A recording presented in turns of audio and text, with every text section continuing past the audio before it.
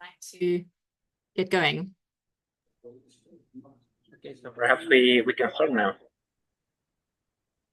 Okay, so good morning or good afternoon to everyone. On behalf of the Microinsurance Network, I would like to thank you all for joining us today in this webinar.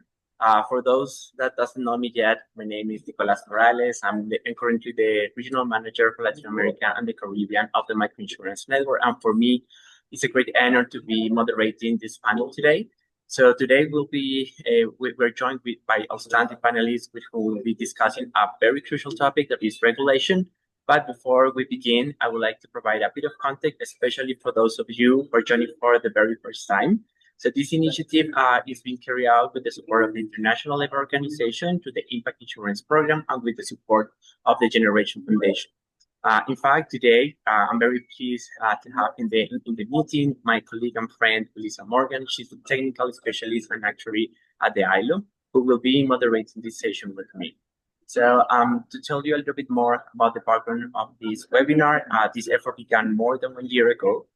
The goal was to identify the main challenges, the main barriers that are faced by insurance companies that have not yet developed inclusive insurance. So as part of this process, we have designed a series of webinars addressing each of these barriers. Today, we're hosting the fourth of these webinars. For those who couldn't attend the previous sessions, I would like to mention that all the recordings are available in the ILO website. The recordings are available in English, Spanish, and French. So we highly encourage you to visit the page, the website, and take advantage of the content that has been allocated in this website. So before formally starting today's session, I would like to share with you some practical points, some housekeeping notes. So first of all, today's events will last 90 minutes, including time for Q&A. We kindly ask you to stay until the end of the session and to actively participate by submitting all your questions, all your comments to the chat option that you can find at the bottom of your screen. Please remember that we will be providing simultaneous interpretation for this session. You can select your preferred language by clicking the interpretation icon at the bottom of your screen. We will have interpretation into English, French, and Spanish. If you want to speak, please use the raise hand function, and we will give you the floor to directly address your comments or questions to the panelists. It is very important to mention that this session will be recorded in 3 languages, English, French, and Spanish, and we will make it available along with the other webinars series that are published in ILO's website. So now moving into today's discussion, our focus today is leveraging regulations and public-private partnerships. We want to explore how public-private partnerships can foster the development of inclusive insurance markets and how the role of the regulator is crucial in creating a stronger and more enabled environment. In particular, we aim to identify good practices, recommendations, and how to strengthen these partnerships and how regulators can play a very important role in advancing an inclusive insurance. So to kick off today's panel, it's a great pleasure for me to introduce our first speaker, Elias Amondi. He is the Principal Innovation for Resilience at FSD Africa. Elias has over 12 years of experience in developing policies and regulations in the financial sector.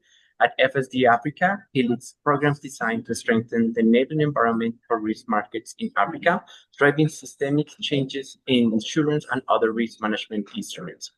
Elias, before joining FSD Africa, he worked as an actuary at the Insurance Regulatory Authority of Kenya, where he played a key role in implementing risk-based regulations and automating supervisory processes. He was also instrumental in pioneering initiatives such as the Regulatory Sandbox, BIMABOTS, and the InsurTech Accelerator platform, BIMABOT. He has also worked on international technical assistance projects with the World Bank, IMF, and the GSF, supporting over 15 regulatory bodies across Africa, Asia, and the Caribbean to strengthen their regulatory and supervisory framework. So, Elias, welcome to this webinar. Thank you so much for being with us. And Elias, to open today's conversation and taking advantage of all this experience that you have had working with different regulators and supervisors, we would like to know what is your perspective on the role of the regulator in enabling innovation in inclusive insurance, and what conditions do you think are necessary for them to succeed in practice? Right. So thank you very much. And again, it's a privilege to be part of this conversation. Regulators are important when it comes to the transfer of risk. And this is really heightened by the need of what we call affordable insurance solutions, solutions that do really meet the needs of customers. And importantly, we are selling a promise because that's how insurance operate. So regulators do provide a lot of confidence to the customers that are really looking to transfer their risks to financial institutions. And this basically means that in terms of really enabling the customers to feel protected and really to ensure that they can receive the benefits as they have been promised, then regulators have to come into that particular ecosystem. Maybe importantly is to kind of look at what has been happening in a number of markets, especially in the developing markets. There are three key challenges that really we can mention when it comes to the transfer of risks, and particularly when we talk about insurance. And how then that really plays a role is that if you look at the challenges that these mostly customers face, one of it is lack of solutions that do meet their needs, and there is need for regulators to ensure that the products that are currently being developed by financial institutions do meet the needs of the people, which is important. So in terms of really transferring that risk and making sure that the products are relevant, then regulators have to play a critical role in terms of approving these particular products, ensuring that the terms and conditions are proper. And then the second element is whereby also there's need for companies to have some form of stability. Now, if you look at it from the inclusive insurance space, you'll get that sometimes it's a big challenge for companies to really get the rightful numbers, and also to get the number of I would say customers that they need to enable them to break even. So in terms of that, then regulators have to also ensure that companies do have the right capital, the right stability to continue being in business. And overall, then the last challenge is around enabling regulations. And this is whereby you'll get that some of the solutions that we currently see within the ecosystem require, I would say, very innovative channels to enable them to go to market. So in this particular case, then there are a number of frontiers that the regulators have managed to develop, including things such as regulatory sandboxes that can be adopted to ensure that some of the solutions that we really need or we really need to get to customers enabled for these particular customers to reach them.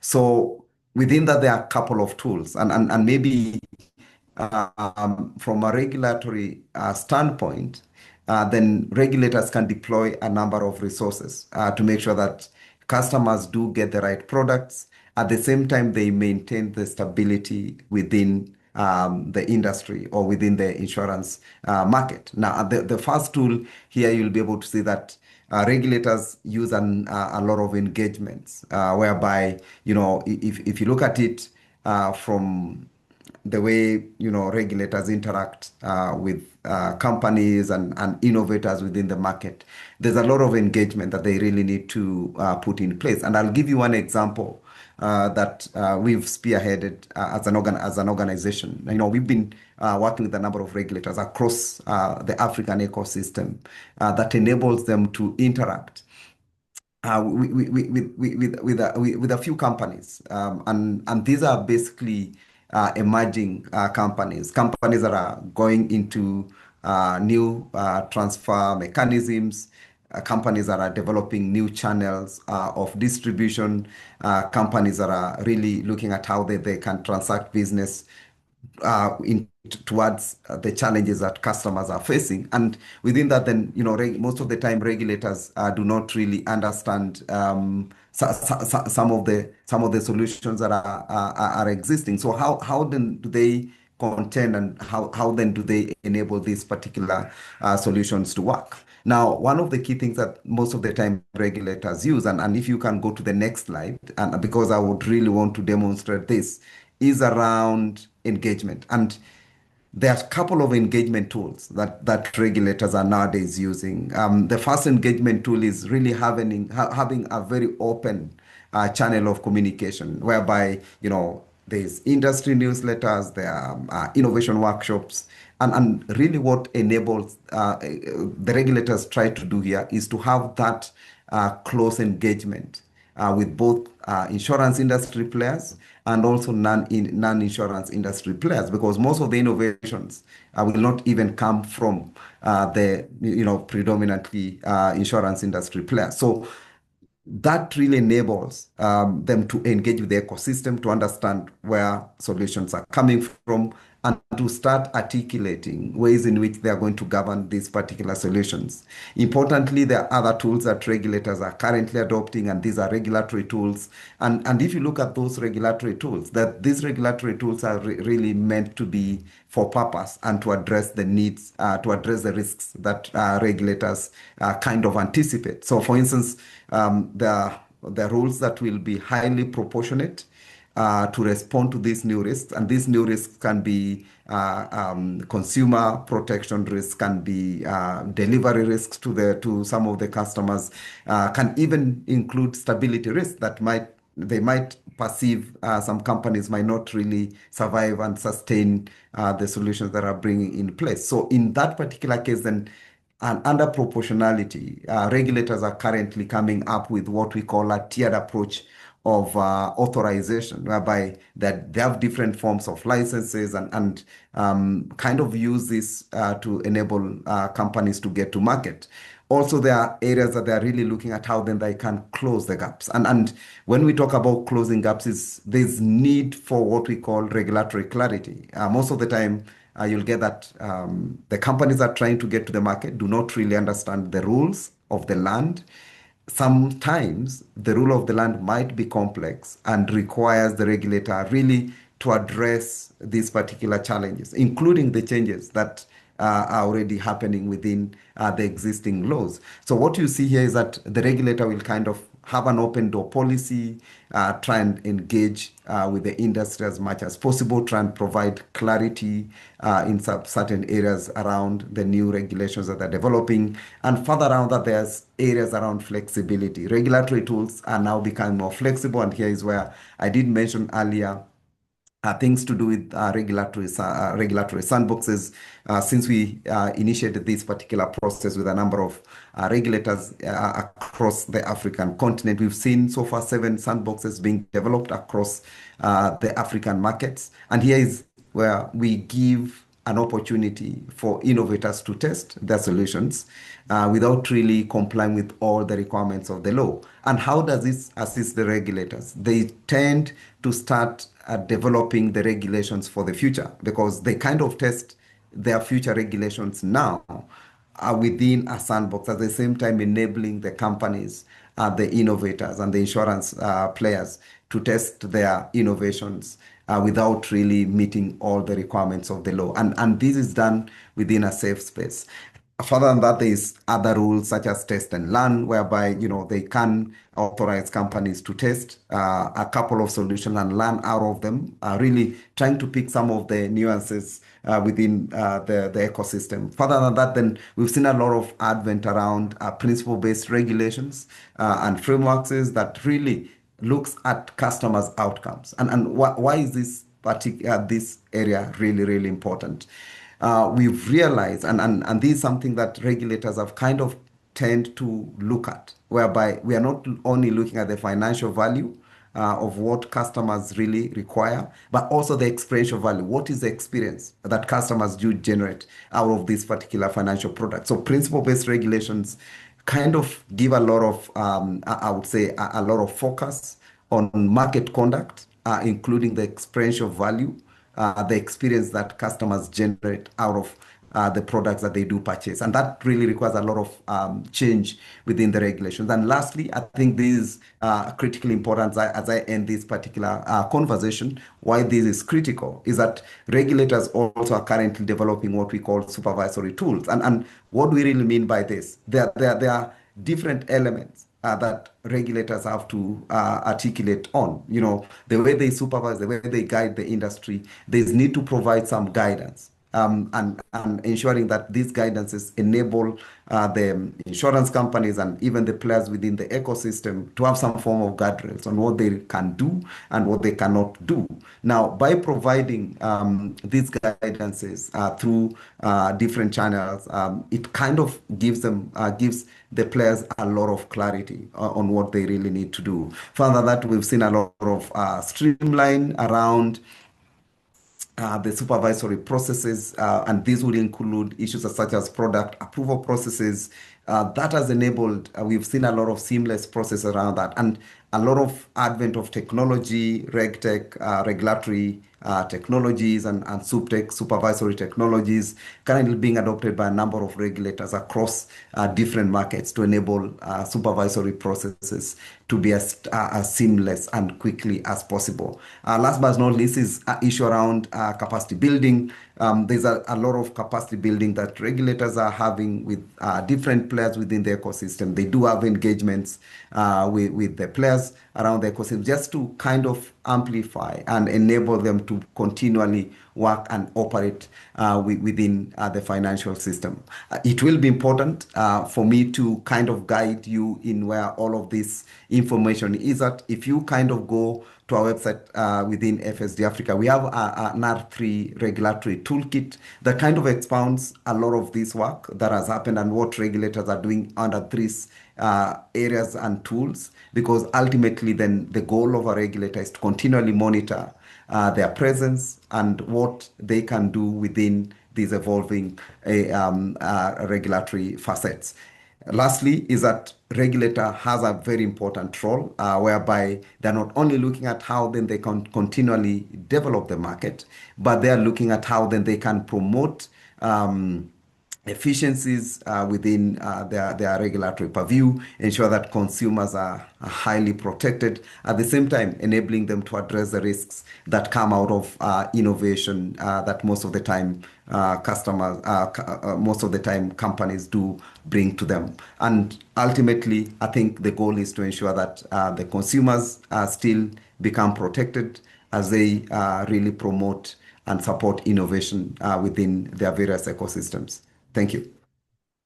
Thank you so much, Elias. That was a fantastic overview and really helped to set the context. So I just want to say another warm welcome from the ILO's Impact Insurance Facility. I see a few of you have joined in the last little while. So just very warm welcome to this webinar. As Nicholas said, this is the fourth webinar in the series. So just so you know, in the chat, I've put a link to where you will find the other webinars. Yeah, this fits into our overall aim of improving the value and viability of inclusive insurance. So with that little hello from me, Lisa Morgan, I would like to introduce our next speaker, who is my colleague Pranav Prashad. So let's hear a bit about Pranav. Pranav is a technical lead at the ILO's Impact Insurance Facility, and he leads the initiatives related to climate change, disaster risk and climate risk, and agricultural insurance. He also works in distribution and building scale and efficiency through the use of technology in insurance. We also have him as our focal point for market development in Asia. Pranav has been working for more than 3 decades in insurance and business management and is probably well known to many of you.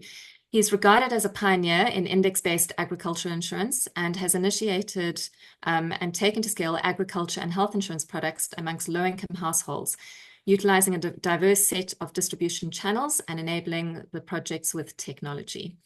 At the facility, amongst various projects, Pranav has aided in successful introduction of weather index insurance products in Sri Lanka and index-related products for livestock in Kenya. Pranav, just to tell you a bit more about him, he holds an MBA from the Faculty of Management Studies and a Bachelor Honours degree in Economics, both from Delhi University in India.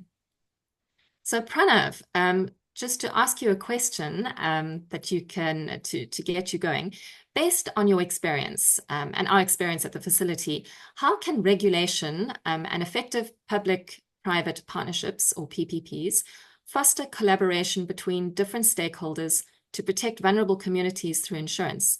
And if you could also share specific examples of PPPs that have proven successful in our context or in our work, that would be great. So Pranav, over to you.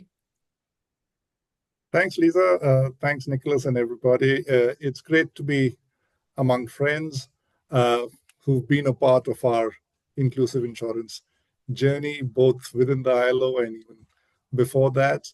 I think Elias has set a very strong base on which to build on.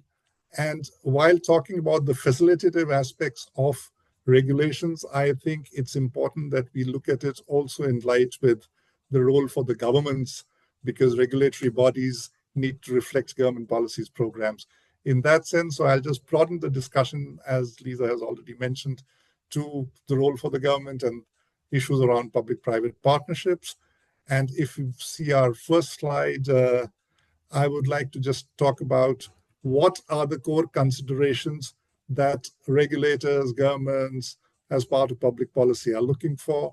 It is their responsibility to, of course, look after the clients who are the beneficiaries and expand the reach of financial services and other services to them. So what are the services and how are the processes that can actually help create value for the customers? Because at the end of the day, it's not just doing it for the sake of doing it, but create value at the customer's end. But also, while doing it, protect the supply side. So what are the programs, how are the processes, what tools are necessary to make the entire inclusive insurance process sustainable, make the entire inclusive insurance process viable for suppliers to continue supplying it over an extended period of time and not just for the duration of funding. Also, governments and regulators also want insurance to achieve its potential in many ways and at all three levels, which in the industry are called the micro, meso, and macro levels, which essentially means use insurance as a facilitator for reducing household vulnerability at the community level, at the individual level, at the farmer's level, at any other individual that you may want to look at.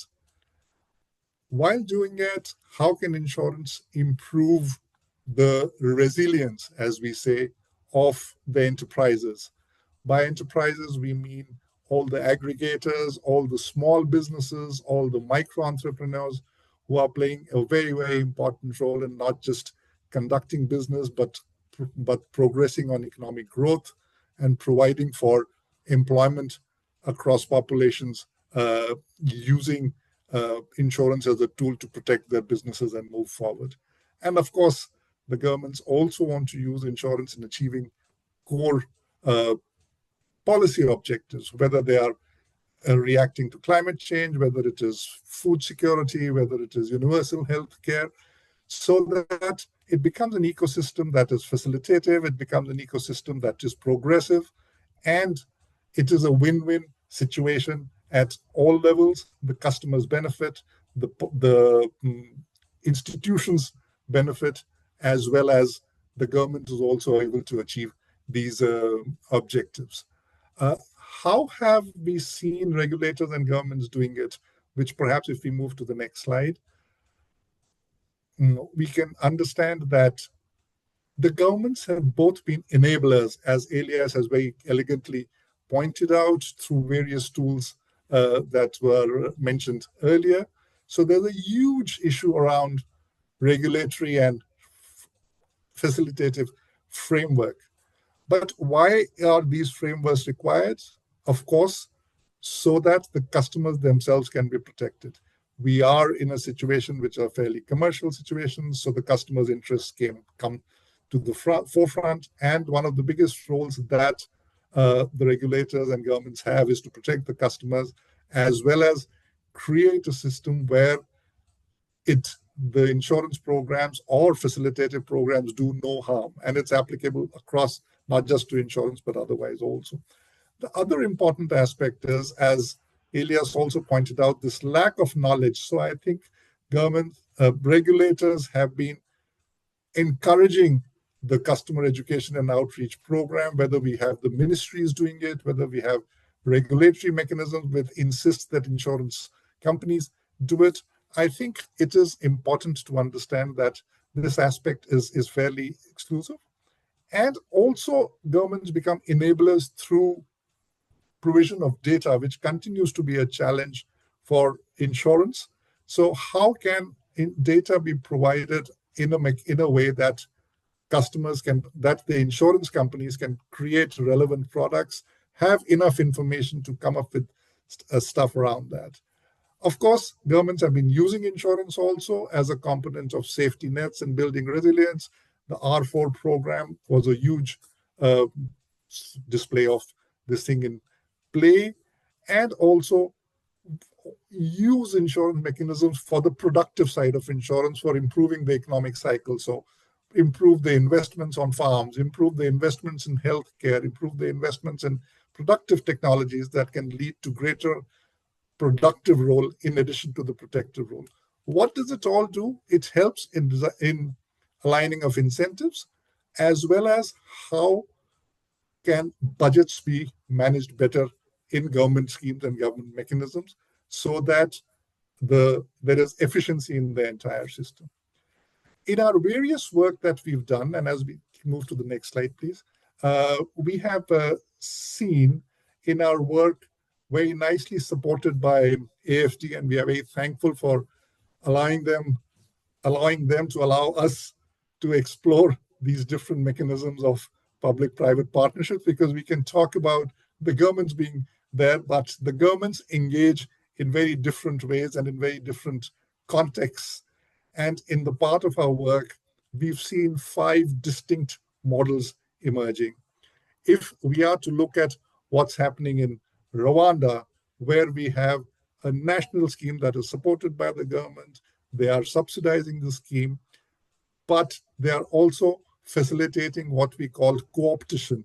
It's a cooperative consortium kind of an approach. It's not really a consortium, but there are 5 different players coming into play, each coming up with their own distinct advantage.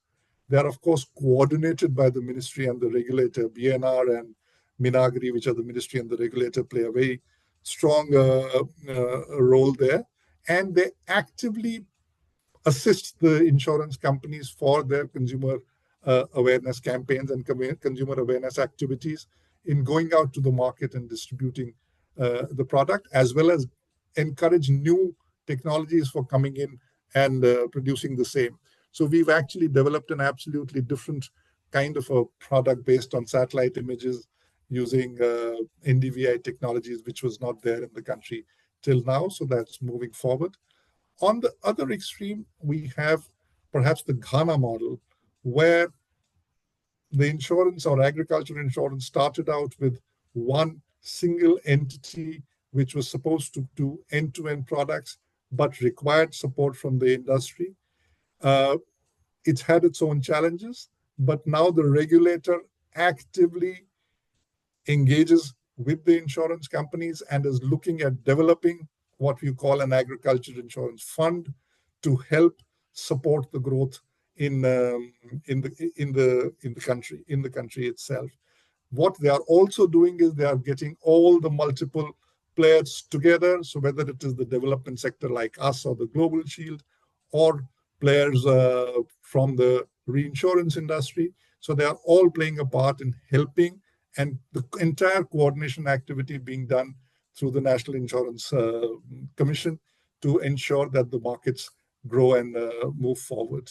Another very interesting example is what we see in Senegal, where the entire agriculture insurance and climate change responses are conducted through a single company that is co-owned by both the private and the public sector players. The government has an investment in Canas, which the private sector also supports, and all agriculture insurance work is subsidized by 50% in the country. What it does is that it creates the entire knowledge base, because people who are willing to support know who to go to, people know who to support, people know what kind of work that is required in that context, and CANAS can then freely engage with multiple players and development sector partners to work and move forward on defined objectives that they have.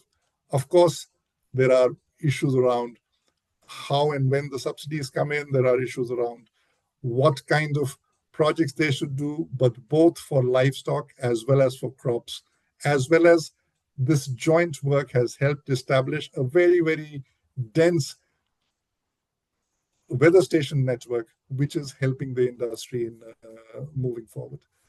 We also engaged in Kenya, where national schemes are being adapted at the country level, not at the country level. The country level schemes are being adapted at the provincial level in the states, where the national health insurance program is being adopted and improved upon by states in engagement with private sector and organizations and NGOs. In that, of course, the government support is required, but also the private sector is contributing in defining distribution strategies. They're helping in defining different models and different segmentation of market, which obviously the governments, I don't think they have the time to do it. For them, it's all one same. So this entire segmentation approach that the private sector provides has helped the government in defining the processes that we can move forward with. Of course, the entire health ecosystem in Kenya is undergoing a bit of a change, but we hope that the engagement will be helpful in defining which customers to prioritize and go to in the times ahead. We've also worked in West Africa, in Ivory Coast and Benin and other countries, in helping governments understand how insurance can benefit and work with organizations in the local sector there to move forward to understand what it is. We worked with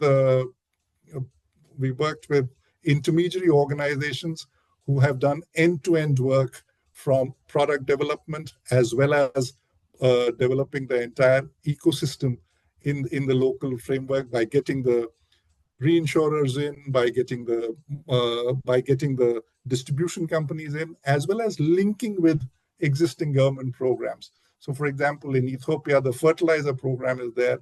So insurance has been linked to the fertilizers that are provided at a subsidized rate through the government network. So government mechanisms, and there can be no better distributor than the government. So how can those mechanisms engage with private sector enterprises to ensure that the message of insurance reaches to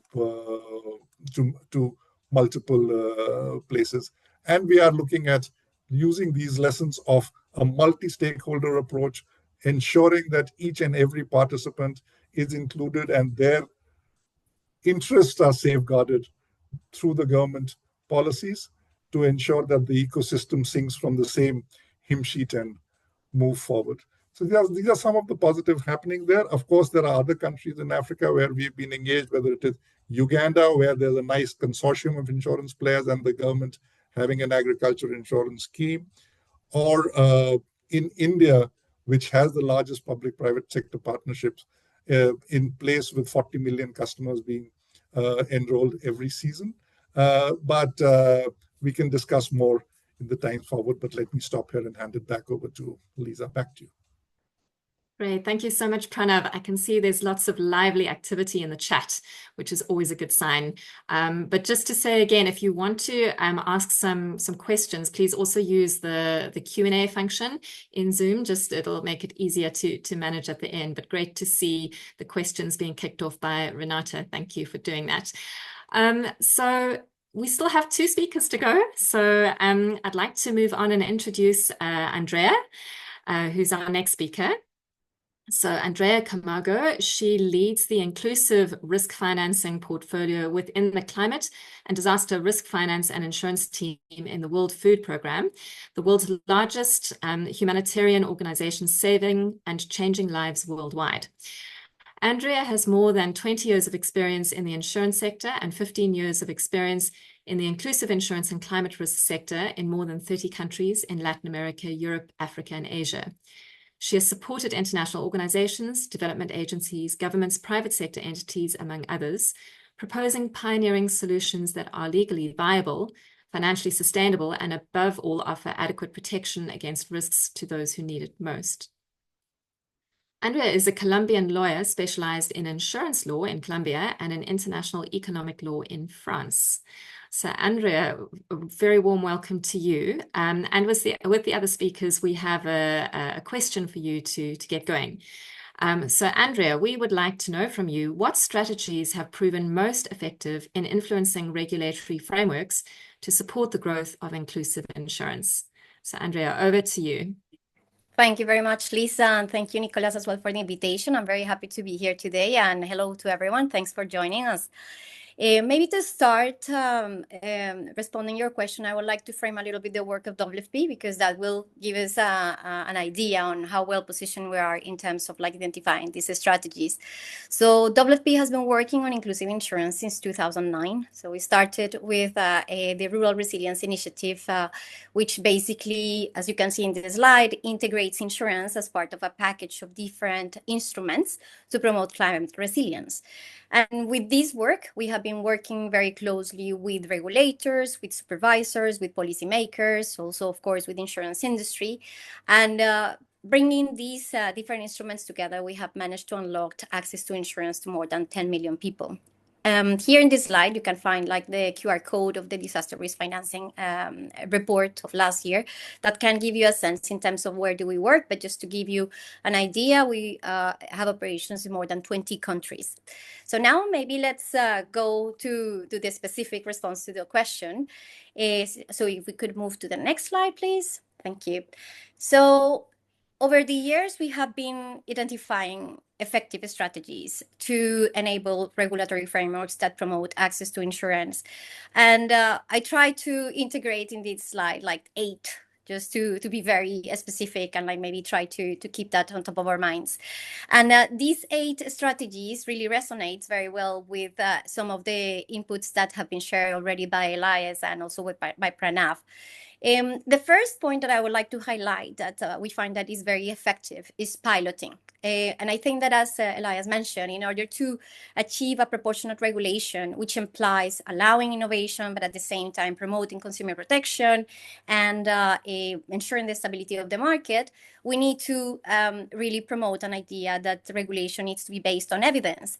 And that evidence precisely comes around pilots. Otherwise, it would be very difficult for regulators and supervisors to identify and understand the innovations, the interventions, and with that, mapping the risks, the supervisory risks, regulatory risks that might come with it, and then test different regulatory approaches that might be suitable to address those risks.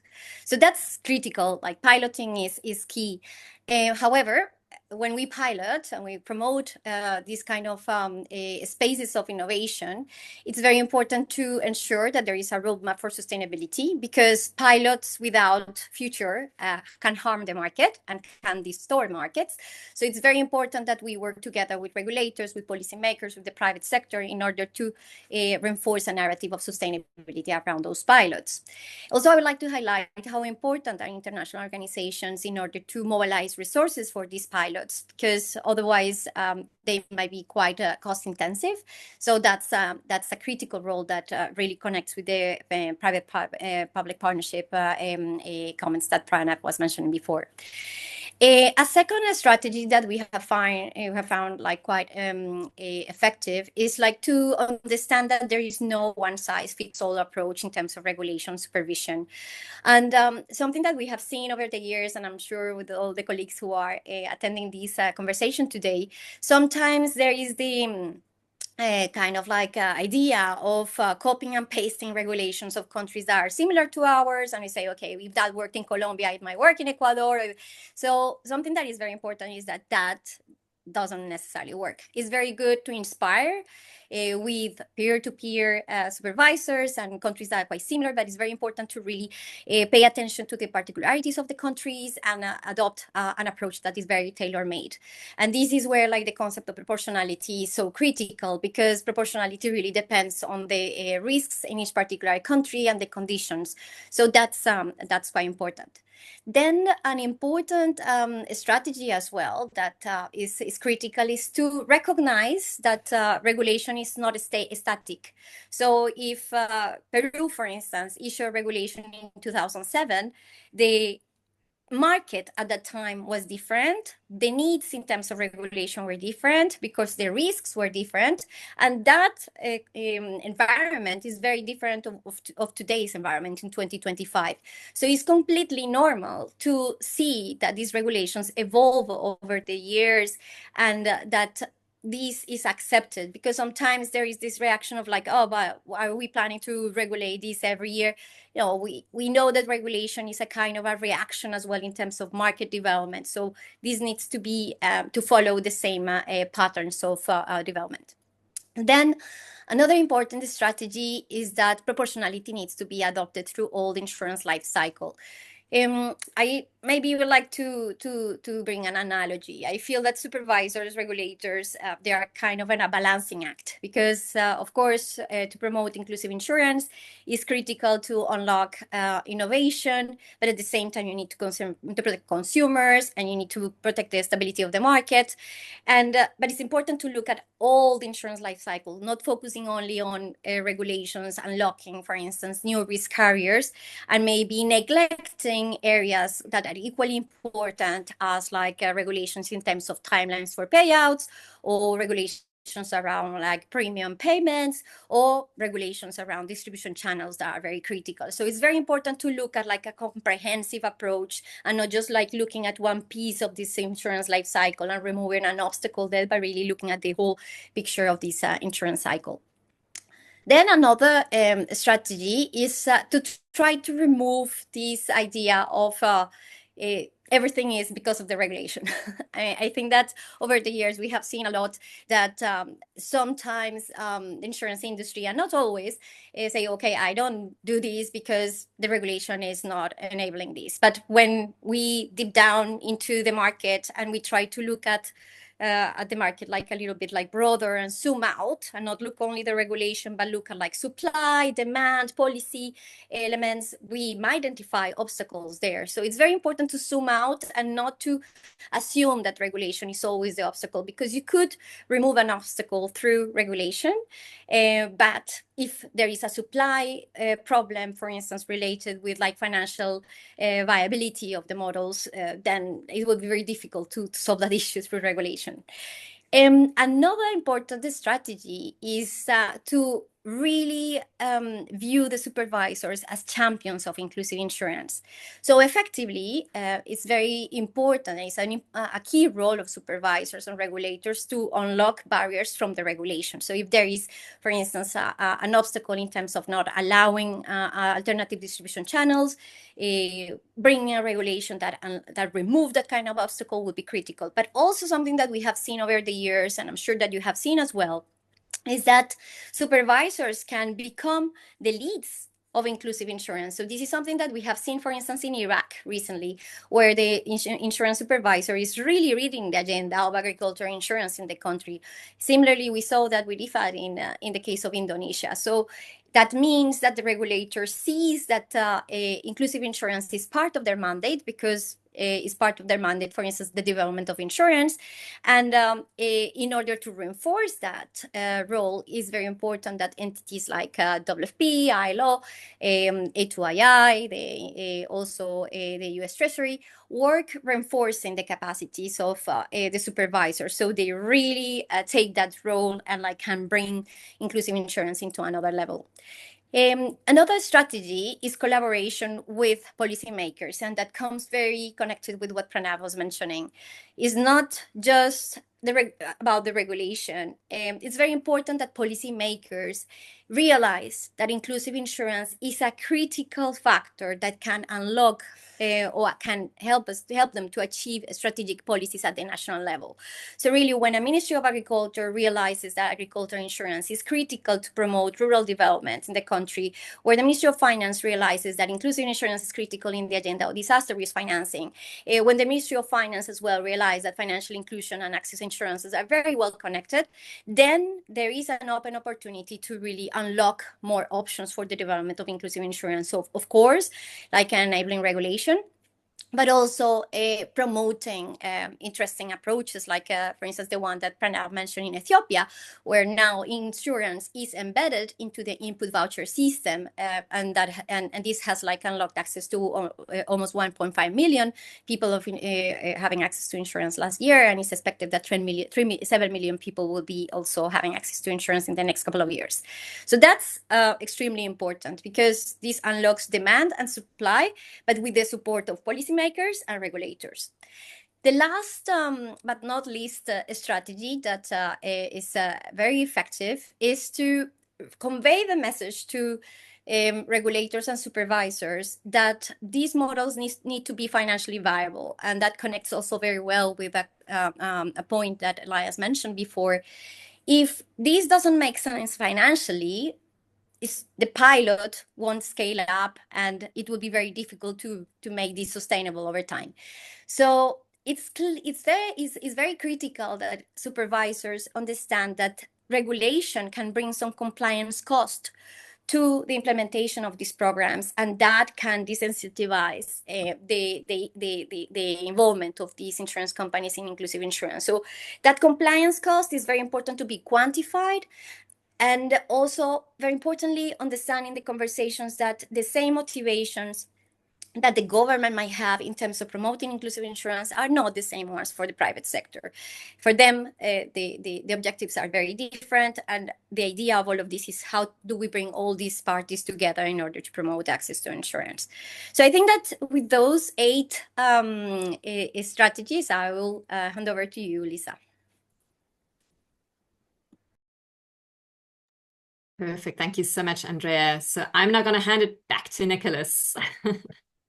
Thank you so much, Lisa, and thank you so much, Andrea. I really like this learning or this call to action in terms of zooming out, looking at the completely ecosystem and the different stakeholders, and trying to encourage insurance company not to rely only on regulation, but to see the complete ecosystem.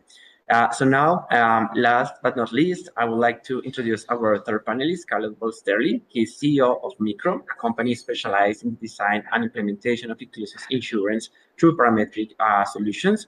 Carlos holds a degree in economics and business science from the University of Bern in Switzerland, and has over 20 years of experience in the reinsurance sector before taking on the leadership of Micro in 2014. Under his leadership, Micro has become pioneer in the region, introducing index-based microinsurance products that help vulnerable and low-income populations recover more quickly from losses caused by natural disasters. So, Carlos, thank you so much for joining to this panel and taking advantage of all these experience that you bring in terms of reinsurance and parametric insurance. We would like to ask you, what regulatory elements do you consider essential to enable the scale-up of parametric and inclusive insurance solutions for the most vulnerable populations? Thank you, Nicolas, and also Lisa, for the invitation. More than happy to share a bit our experience. The problem with being the last one on a panel is that most of what I plan to say has already been said in a very eloquent way, but I will try anyhow to formulate things a bit different so it tastes like new inputs. If we could maybe move to the next slide, and to the next one. We come back to this one in a minute, but given I liked very much everything my previous panelists had to say, but as usual, also the way Andrea framed it, and at the end she said something that helps me a bit in what I wanted to share with you. One of her points is let's beware, I believe, about the regulators myth, like an obstacle for innovation and so on, which there is a certain tendency to say, well, if regulators would allow me, I would do fantastic, innovative things, but I can't. And I think that's also a bit exaggerated. There are maybe some hurdles, but at least in Micro's experience, something that has been very useful is not to surprise regulators with new things, but rather to engage them very early and let them know what is it exactly you want to do, and slip into their shoes, understand what they're doing, and then realizing it's quite aligned with what we want to do as well, which is developing that market. They probably pay a bit more of attention to more aspects as to how to strengthen the what Elias mentioned, the confidence in the public that the promise that we give in an insurance product is going to be met if it comes to that. So that's one of their bigger roles, and that's why sometimes the way they approach things is a bit differently. But here I just put a couple of very simple points as to what is it we have to think about when we are designing a product or will offer a product, things that we need to take into consideration and should also be the base for when we go and sit down with regulators to explain what's the innovation we're bringing to really bring these needed products to a vulnerable, low-income population. And so there are like 4 points that I would like to highlight. One is the relevance of the product has been mentioned in different ways. So the product, does it really address needs, relevant needs that the population has? In my case, what we do is index-based products, parametric products. So it's very much to deal with the index quality, explain how it works, and that it's really addressing an exposure, a relevant exposure that people have. Indemnity, especially when it comes to parametric products. So if a payout is triggered, is it really indemnifying for a loss that you can assume based on the way the index has been built? And it might not apply on each and every case, but at least it should have a good correlation of the index making payouts and the amount of the payout with historical losses. So it's also, again, index quality and making sure that it's not just gambling, it's really related to impact to insurable assets or insurable interest that the insureds do have. Consumer protection, a very big one. How do we explain our products? So manage expectations in very simple language and so on. Ensure that the promise of fast payments is met. And also whenever there are questions, that there is someone on the other side of the line answering to even the simplest questions, because have to understand the starting point is one in which we don't know what insurance is. And the few ones that know, they wouldn't know, because what they know is not necessarily good. So it's bringing them to that starting point, to one where they start seeing the value of insurance in securing the improvement, the quality of life. And last, solvency. I believe Elias was talking a lot about that. How do we make sure that companies can really respond to that promise that is in the insurance and for which a premium has been paid? So it's capital sufficiency, especially if it's a new product that you know how high the losses are going to be triggered. If it's catastrophic, is the insurance company going to have enough money to really respond to that, or is it well reinsured, and so on, all those aspects. So it's only a few points, but that I find very interesting, that if you put yourself into the supervisor's shoes and have more or less clear a picture around these topics, it becomes a very constructive dialogue with supervisors. Very good. Then if we go back, I would also like to talk about partnerships. We've been focusing public-private partnerships with regards to regulation, but now Andrea also mentioned, okay, how important is the state also if you want to scale up the products that we make, and scaling up is key if you want to bring value value adding products to the population. That means most of the premium needs to go to pay losses, not distribution or administration or acquisition, but losses. It needs to be a moderate premium because affordability issues are everywhere. So you have most of the premium going to pay losses, only little staying for everybody that needs to be involved. A small amount of premium. The only way to make it sustainable is through big numbers. And the only way that can happen is through alliances. So here, when I talk about the public sector, it's thinking about the public sector more as an aggregator, of course, with regulation as well, is what we just discussed before, but here more as an aggregator. And maybe something I would like to bring is, let's also get into their shoes, not what they should do for whatever reasons out of bad conscience or what. No. Why does it make sense to them to participate, either giving access or participating in the premium payment or facilitating in some way the access to inclusive insurance? And there are public-private entities that do have access, that do have interest, that also benefit from more resilient, vulnerable population.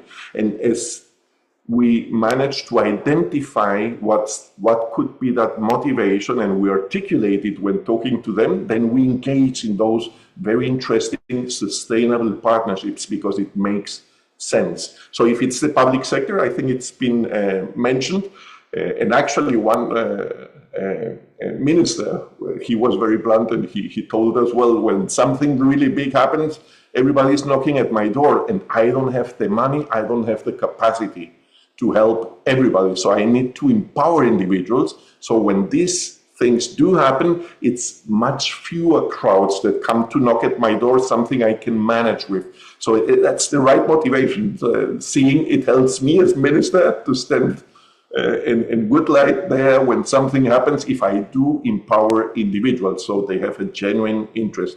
There is also food security and rural development and so on that you can highlight as to why it's their interest. The same happens to international organizations.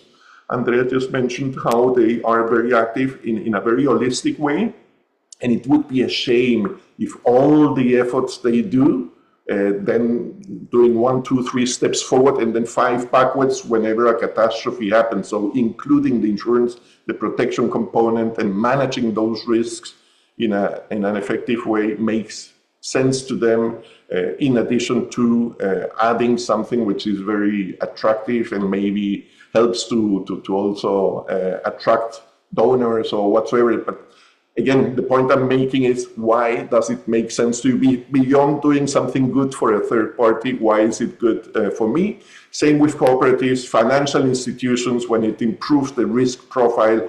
If it improves the risk profile of banks, maybe they can reach out to further segments thanks to a better managed risk, or maybe they can reduce the interest rates because the portfolio now represents a lower risk, etc., or input providers and so on. So they all do have their own interest as to why having more resilient people at the end of the chain makes sense for me to be involved.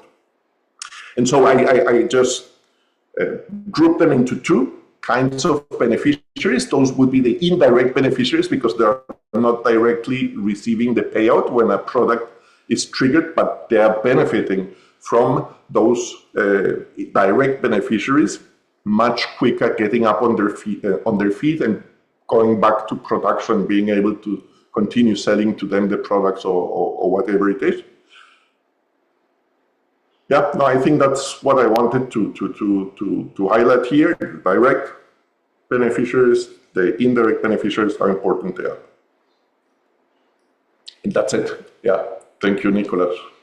Thank you so much, Carlos. That was great. So we've had 4 fantastic presentations, and we've actually have a really nice chunk of time now for a Q&A. I see Pranav is being extremely quick answering all the questions, so stop answering them because we need some questions to discuss. But yeah, so I think what I'm going to do is I see that Pranav has answered some of the questions in the chat, so I'm going to try and go for the But I've left many questions open there, so please go ahead and add. There's no problem. All right, so yeah, maybe let's start with the ones that you have really answered, just to see if anybody else has anything to add. So the first question from Renata. So Pranav, I think that one was for you. Which ministry were you referring to? So the insurance supervisor is the National Bank of Rwanda. So I think you've answered that one. Yeah, I don't think anybody else will have anything to add there. So let's go to the question from Saresa Bakala, because maybe our other speakers would like to add what Pranav has written.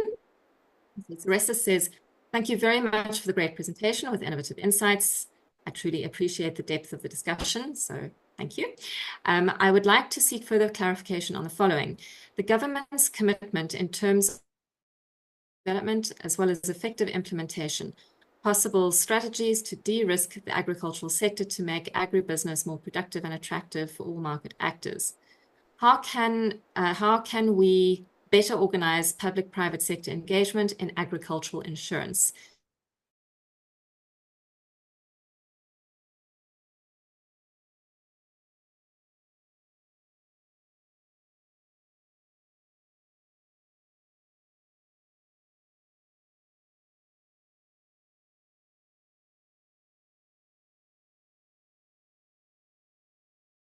Maybe just say a bit about your response, and then others, please feel free to jump in. Sure. So Saresa has very nicely shared a bit of a background, and from our understanding in Ethiopia, the industry seems pretty much poised to do it, though of course they need the initial push. A very positive development that has happened there is the development of a kind of a consortium for agriculture that has just been launched. And from our experience, as I mentioned earlier, this input program of bundling with fertilizers seems to have been effective in building scale. WFP has done a wonderful job, so I'll invite Andrea's inputs on that. But of course, these input programs have been tried in Zambia, and it has been very, very transparent for the customer because they are in any case buying inputs. So insurance comes as a part of the bundle of inputs that they buy, and they get coverage by default in that sense. But I'll just stop here and let others who have actually worked in these programs share more. Thanks, Pranav. So Andrea, would you like to add? Yes, indeed. I want to complement on this approach in Ethiopia because this transition to integrate insurance within the input voucher system of the government was the result of reflection of many pilots and many strategies that have been done together, and effectively the industry was feeling that scale and sustainability of these pilots was very complex. So I would say that in the case of Ethiopia shows that failure and learning from failure can lead us to success and build those partnerships. The current scheme is also the result of many steps along the way. So for instance, more than 5 years ago, the National Dialogue Platform was created, trying to bring the different stakeholders in the country to sit down and talk about agriculture insurance. And nowadays, this year was launched the Rural Technical Financial Inclusion Unit that is led by the Ministry of Agriculture, precisely to catalyze all these efforts. So just to say that this sometimes takes time, but once you start showing a scale and a critical mass to the private sector, they are much more interested. And as Pranav said, now there is a consortium that was launched, 2 months ago or less than that, precisely to advance this. So that's a very interesting case. But again, Zambia is also an example of these.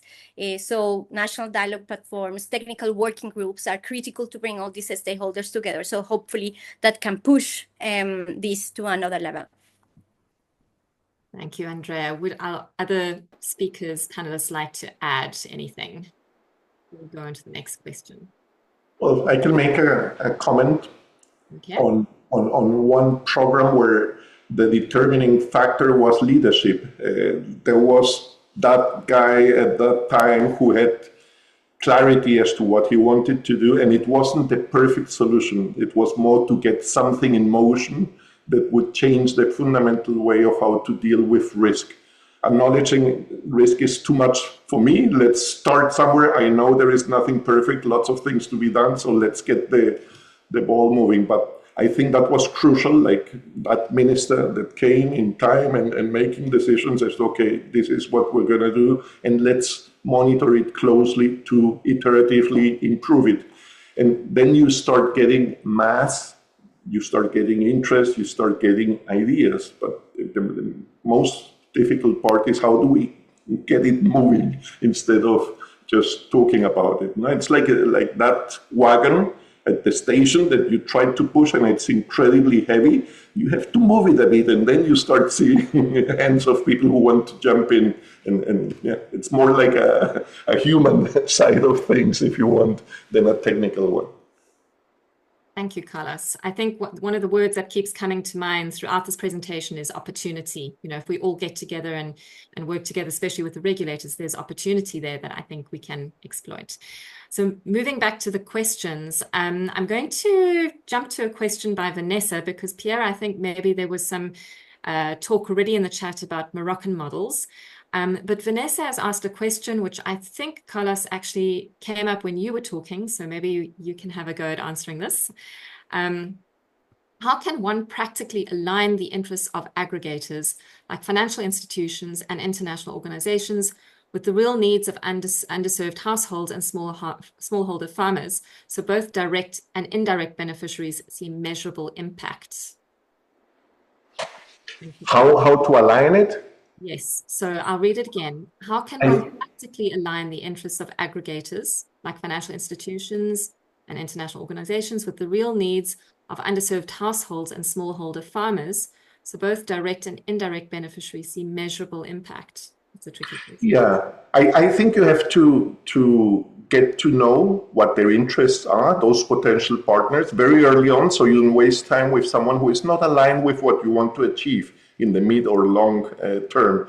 That's been crucial to us. I believe many years ago, we worked on some projects, invested a lot of time trying to design very sophisticated solutions that we thought would address the needs that we were realizing they had access to, the population they had access to. But then to come at the very end to the conclusion, no, what would really move them to help us distribute the product would be another interest, maybe very often a financial interest. And that went again the value of the product. And so it's having those discussions very early. And I believe the more actors there are, they start seeing the additional values. It's not just the return, the commission that I earn on it, but also all the other benefits that I have if I'm addressing needs of the clients I have or the population I'm serving in some way. That becomes more tangible, those benefits. But initially, very opportunistically, ask the questions, make sure you are aligned with regards to whatever is important to you, and only invest time in those that more promising or where more alignment is given.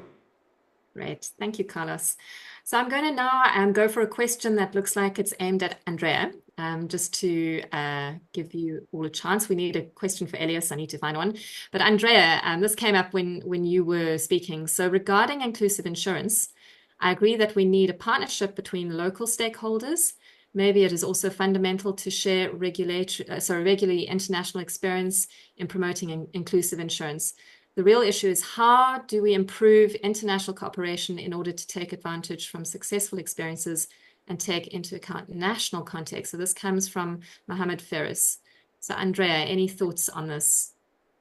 Yeah, no, thanks, Lisa. I think that this is where international organizations like WFP, ILO, the Microinsurance Network play an important role, because we need to connect the dots. There are experiences around the globe, and as I mentioned, that doesn't mean like we have to copy and paste what was done in another country, but there is a lot of inspiration, and we can learn from failures and from successes.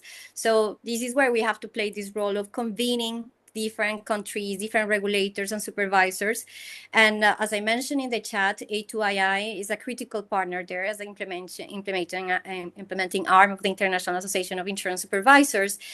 So this is really their bread and butter, and I really praise the work that they have been doing, and I guess, yeah, they will continue doing under the arm of SIGAP. Thank you, Andrea. So Elias, maybe from your perspective, how can we better bring together sort of international experience, but also taking account of the national context? Any thoughts on this question that you would like to add from your experience? Yeah, so importantly, and I think I'll kind of talk about what we've done as FSB Africa in different markets across the continent. So we have one of the largest convening of case studies, successful stories, including some of the test cases that different innovators are putting together, and these we kind of enable a convening of regulators to be part and parcel of that particular process. And what we've seen is then some of I would say successful stories have been taken in different countries that in terms of the interaction that regulators do have in some of our convenings, and they get to understand some of these solutions and how then they will impact in their markets.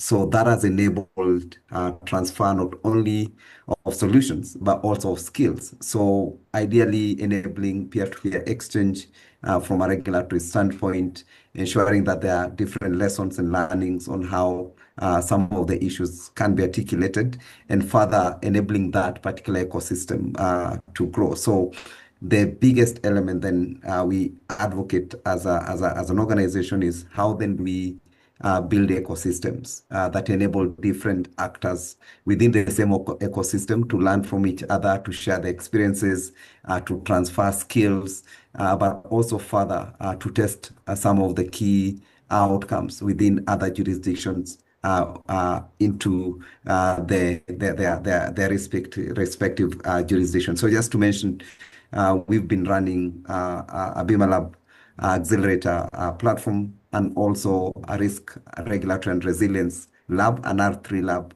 that it's one of the largest convenings of inclusive insurance across the African continent that has enabled growth of 157 insurance products, enabled more than 4 million Africans to access insurance solutions, and articulated 7 regulatory sandboxes across Africa. And this has been one of the key things that has been activated by really having conversations and ensuring that these lessons can be transferred to different markets. And that also gives a lot of confidence to regulators within the ecosystem and other industry players that some of these solutions can be scaled and can really get them to realize the right impact that they want to achieve within their jurisdictions. Thank you.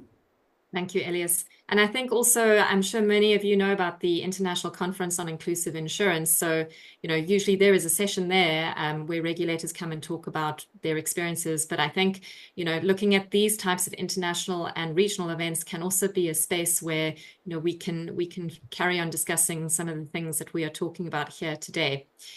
Right, so back to the questions. So I have a question here from Barbara. So Barbara says, are there any recommendations, thoughts on donor and implementer coordination when it comes to engagement with policymakers and regulators? Is there a risk of overwhelming policymakers with different advisory projects, or not enough action yet in this space? So any of our speakers, would you like to have a go? Andrea, yes, please. You're muted. Yeah, sorry. Thank you very much. No, that's a very good question, and something that we really need to work more. I think that as international organizations to be more coordinated, because effectively, I think that policymakers, regulators, and even private sector can be completely overwhelmed by different ideas, pilots, and programs that come at the same time by different entities. So I think that precisely the creation of these technical working groups and national dialogue platforms, bringing different stakeholders, are critical to ensure that alignment development. But we need to find other platforms to do that better. So I think that in the case of the UN agencies, we're trying to collaborate much more closer with UNDP, with IFAD, with UNCDF, in order to avoid bringing different messages, but really try to bring a common narrative that can effectively lead to substantive change for the development of inclusive insurance. Thanks, Andrea. Just to add, I think if talk about developing markets, there's been a big challenge, particularly on how then we articulate and try and help them resolve some of the challenges, particularly when we talk about the insurance protection gap. So it should be intentional for different players within the donor development agencies, and including governments, on how then we can articulate the need and how then we can really channel the resources. And one of the biggest challenges that also have been experienced, not only by how then we channel these resources to different actors that we want to support, is also with duplication of solutions that they need that do not ultimately change the landscape at the end. So importantly, I think it will be necessary for the actors that are really looking into solving some of the intractable challenges in different markets to even think about partnerships during the creation phase of the solution that we want to deploy. And that is what, from an FSD Africa perspective, we really value partnerships in terms of how then we deploy our solutions within the ecosystem. And that really means that as we kind of design solutions and we kind of map out potential implementing partners and bring them to the table in terms of how then do we overall achieve the intended objective. So I would really urge different actors within the ecosystem play to really, during the design phase of some of the solutions that we really need to deploy, we just have to, co-create and look at different partners that we can work with towards really enabling us to solve the challenges that most of the time we are trying to, articulate and bring them to ultimately end of, I would say, feasible solutions. Thank you. Thanks, Elias. Carlos. Yeah, maybe something that was mentioned in this context that I believe is important is to be very critical as to whatever initiative there is, so well intended and from wherever funded. Let's make sure there is some path, some roadmap to sustainability, because if not, it could do more harm than good. But if we do it with that a bit in mind, let's just be critical. It doesn't need to be right away, because that's what we bring, that patience for it to grow. But let's be very critical if it really is just a 6 months or 12 months experience that afterwards will drop. And I believe very often you can, from the very beginning, see or judge probability of sustainability. Thanks, Carlos. Right, moving on to the next question. So Pierre has given a few questions. Let's go for one that is again asked to Andrea, but I think maybe Pranav and others might also be happy to chip in. So Andrea, my question is about the pilot model. We have done so many pilots in Africa with no scale. In your opinion, that's a problem that many of us see. In your opinion, what are the challenges? Why does it seem so difficult to have a pilot that scales and is sustainable? What can we take into consideration to ensure sustainability? Thank you. No, that's the $1 million question, I think. And I think I see like three factors that can help for sustainable pilots that can become like scalable solutions that can be integrated in national systems. The first is from the beginning, a pilot needs to have a roadmap of integration in terms of national systems or as part of a value proposition of the private sector. If that vision is not set from the beginning, it's very hard that the pilot will reach scale. Why? Because the stakeholders that need to be integrated into the whole process of ownership won't be part of it, won't be encouraged, won't be part of the scheme, and they won't necessarily own it in the mid and long term. So I think that having that vision from the beginning is critical. The second point is doing a very good analysis in terms of like the targeting. Who do we want to target with this solution? Do they have willingness to pay and ability to pay? If not, who would have willingness to pay and ability to pay for this solution? Because this is the critical part. Who is going to pay the premium of this? How are we going to integrate this within national systems? So that part of targeting is very connected with integration, which I think that is the second ingredient, let's say, for successful pilots. And the third point is capacity strengthening. If we don't invest time, effort, resources to make sure that local insurance companies, that like aggregators, cooperatives, ministries of agriculture, ministries of finance, regulators, supervisors, have the sense of ownership, but also the capacity to integrate those schemes into national systems, it will be very difficult to really like phase out, because then the organizations that have been like putting together everything and like bringing the glue, then they leave and then the whole thing will collapse.